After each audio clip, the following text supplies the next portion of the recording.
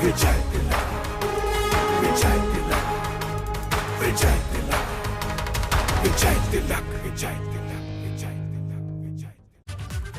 नमस्कार, बहुत स्वागत है आप सभी का विजय तिलक में। आपके साथ हूं मैं दीपा बात। फिलहाल बुलेटिन की शुरुआत करते हैं हार पर सियासी खलबली के साथ। यूपी के चुनाव में हार के बाद सियासी पार्टियों में खलबली मच गई है और यही वजह है कि आरएलडी ने अपने सभी फ्रंटल संगठन को भंग कर दिया और ट्वीट करके इसकी जानकारी भी दी है। साथ ही 21 मार्च को पार्टी के नवनिर्वाचित विधायकों को लखनऊ में आरएलडी के प्रदेश कार्यालय पर बुलाया गया है, जहां पर नवनिर्वाचित विधायकों की बैठक का आयोजन किया गया। तो वही समाजवादी पार्टी ने भी 21 मार्च को ही अपने सभी विधायकों को लखनऊ बुलाया है।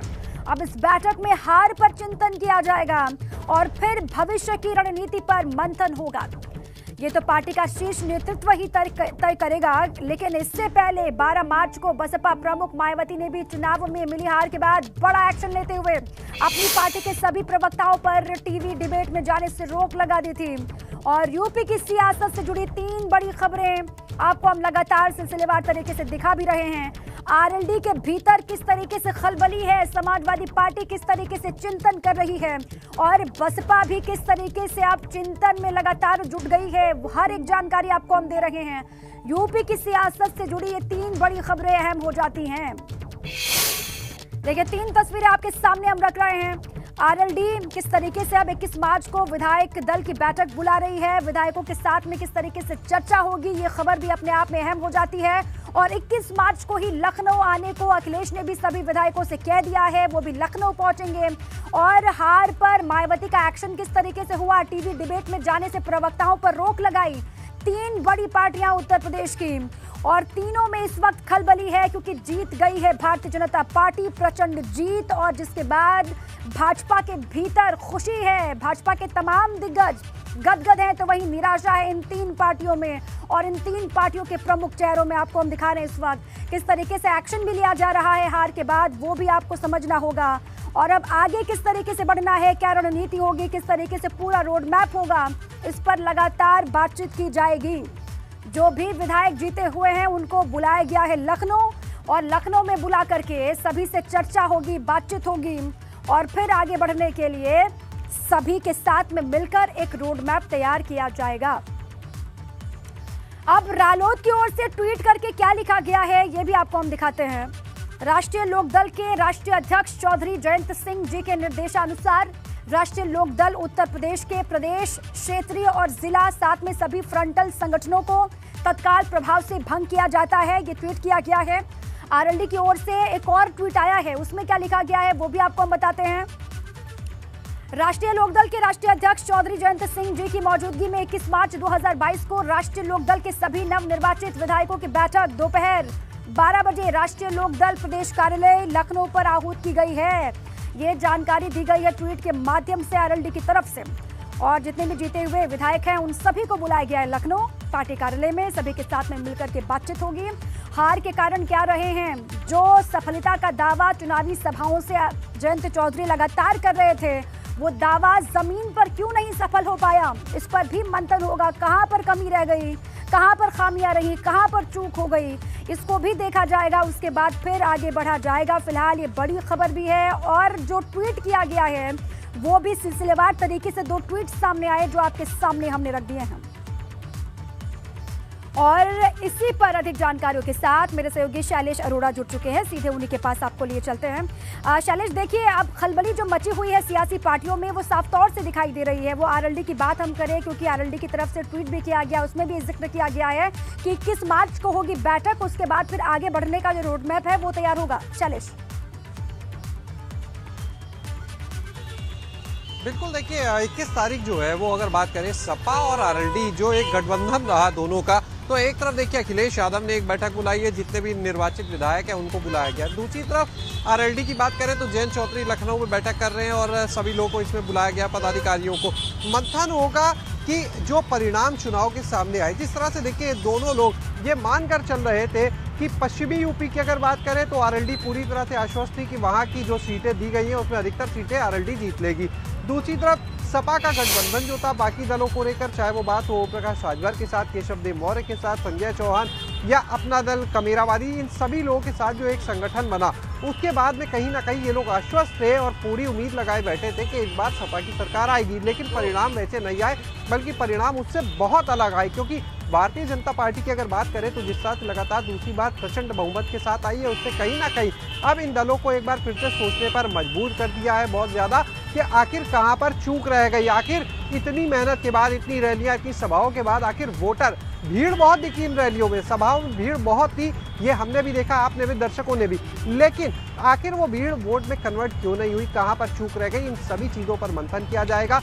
संगठन के स्तर पर देखिए इसके बाद फेरबदल भी होंगे। समाजवादी पार्टी का जो संगठन है उसमें भी मानकर चलिए कि फेरबदल होना लगभग तय है, और यही वजह है कि दोनों दलों ने एक दिन ये बैठक अलग अलग अपनी बुलाई है। और ये भी बता दें आपको कि 21 तारीख को अखिलेश यादव और जयंत चौधरी की लखनऊ में मुलाकात भी होने की बात सामने आ रही है।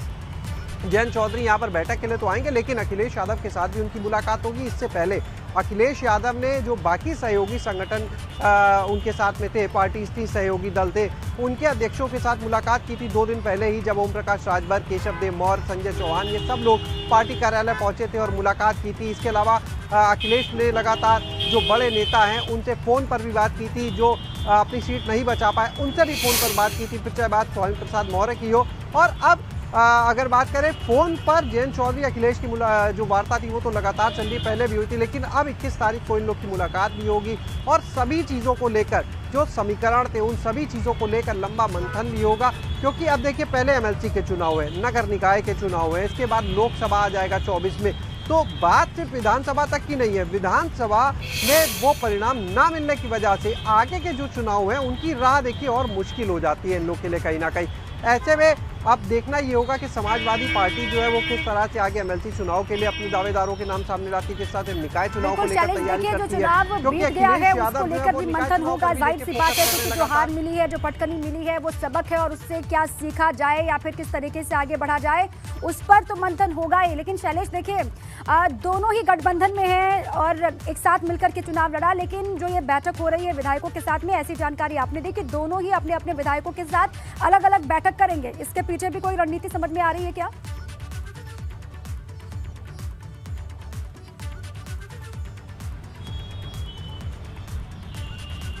जी एक बार अपना सवाल दोहरा दीजिएगा।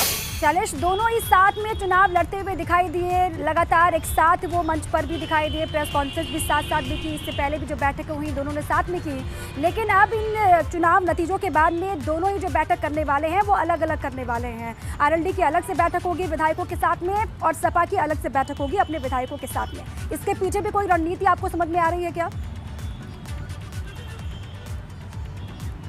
देखिए दोनों दल अलग है, आपस में गठबंधन था, तो दोनों दलों को अपनी अपनी समीक्षा करनी पड़ेगी कि चूक कहां पर रह गई है। क्योंकि आरएलडी की अगर बात करते हैं तो देखिए वो एक अलग पार्टी है, एक बड़ा दल है, तो ऐसे में वो अपने स्तर के, देखिए जिन सीटों पर आरएलडी को जिम्मेदारी थी, हर दल की एक जिम्मेदारी है, तो आरएलडी को जितनी सीटों पर जिम्मेदारी दी गई थी, अधिकतर में पश्चिमी यूपी की जो सीटें थी, तो उनके ऊपर देखिए उन्हें अपनी पूरा मंथन करना है कि जहां पर ये इतना मजबूत माना जा रहा था पश्चिमी यूपी में आरएलडी को, जो एक उम्मीद लगाए बैठा था ये गठबंधन, तो वहां पर चूक कहां पर हो गई। इस वजह से देखिए जयंत चौधरी जो अपने स्तर पर इन सभी चीज़ों की समीक्षा करेंगे। और जैसा देखिए हमने पहले भी कहा कि अखिलेश यादव और जयंत चौधरी की मुलाकात होगी, तो देखिए एक तरफ अखिलेश यादव जो है वो अपना मंथन करेंगे, एक तरफ जयंत चौधरी करेंगे, और उसके बाद जो चीज़ें मंथन में आएंगी, जाहिर सी बात है कि फीडबैक लेने के बाद, ग्राउंड रिपोर्ट से जानकारियाँ लेने के बाद जब ये दोनों नेता साथ में बैठेंगे तो उनके ऊपर भी चर्चा होगी कि आखिर कहां पर, किस दल के स्तर पर कहां पर चूक रही है, जिसकी वजह से परिणाम आए, जिसके आधार पर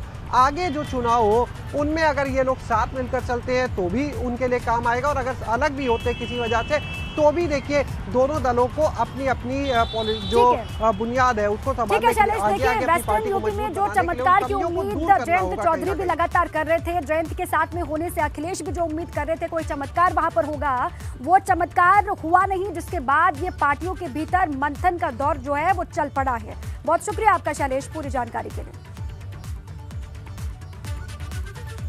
अब आगे बढ़ते हैं। सीएम योगी के दिल्ली दौरे का आज दूसरा दिन है। आज भी सीएम का मुलाकातों का सिलसिला लगातार जारी है। सीएम योगी ने आज सबसे पहले केंद्रीय मंत्री नितिन गडकरी से की मुलाकात। गडकरी से मुलाकात करने के बाद सीएम योगी राष्ट्रपति भवन के लिए रवाना हुए और वहां पर जाकर राष्ट्रपति रामनाथ कोविंद से मुलाकात की। अन्य नेताओं से भी मिलने का उनका कार्यक्रम लगातार जारी है। अब देखिए किस किस से उनकी मुलाकात अभी हुई है, तस्वीर दिखा रहे हैं आज की। देखिए सबसे पहले वो पहुंचे गडकरी से मिलने के लिए, वहां पर पहुंचे और शिष्टाचार उनसे भेंट की। 45 मिनट तक सीएम गडकरी के बीच में बातचीत का दौर जो है वो चलता हुआ दिखाई दिया। उसके बाद गडकरी से मुलाकात से निकले, सीधे राष्ट्रपति भवन के लिए हुए रवाना और फिर यहाँ पर जाकर के महामहिम से जब उनकी मुलाकात हुई, वो तस्वीर भी आपके सामने हम रख रहे हैं। दोनों ही तस्वीरें बहुत अहम हो जाती हैं सीएम योगी के दिल्ली दौरे की। और अनुराग ठाकुर से मुलाकात के लिए निकले सीएम योगी आदित्यनाथ, ऐसी भी बड़ी खबर इस वक्त आ रही है। यूपी सदन से योगी आदित्यनाथ अनुराग ठाकुर से मिलने के लिए रवाना हो चुके हैं और यूपी चुनाव के सह प्रभारी अनुराग ठाकुर से मुलाकात करेंगे योगी आदित्यनाथ। जिस तरीके से सक्रियता दिखाई दी पूरे चुनाव के दरमियान अनुराग ठाकुर की, उसके लिए वो उनका आभार व्यक्त करेंगे। सीएम योगी उनसे मिलेंगे, उनका शुक्रिया अदा करेंगे और फिर उनके बीच में बातचीत भी चलेगी। अब देखिए किस तरीके से उत्तर प्रदेश के रण में आगे बढ़े और फतेह हासिल की। उसके बाद अब सरकार का, नई सरकार का गठन भी होना है। स्वरूप किस तरीके का होगा सरकार का, इसको लेकर भी कई तरह की बातें चल रही हैं और दिल्ली में ही मौजूद हैं योगी आदित्यनाथ। कल भी तमाम दिग्गजों से उनकी मुलाकात हुई और आज किस किस से वो लगातार मिल रहे हैं, इसकी भी हर एक जानकारी हम आप तक पहुंचा रहे हैं। और यूपी चुनाव के सह प्रभारी अनुराग ठाकुर, जिनसे मिलने के लिए योगी आदित्यनाथ हो गए हैं रवाना। कुछ ही देर के बाद वो तस्वीरें भी सामने आएंगी, जब अंदर पहुंचेंगे उनसे शिष्टाचार भेंट होगी, वो तस्वीर भी आपके सामने हम रखेंगे।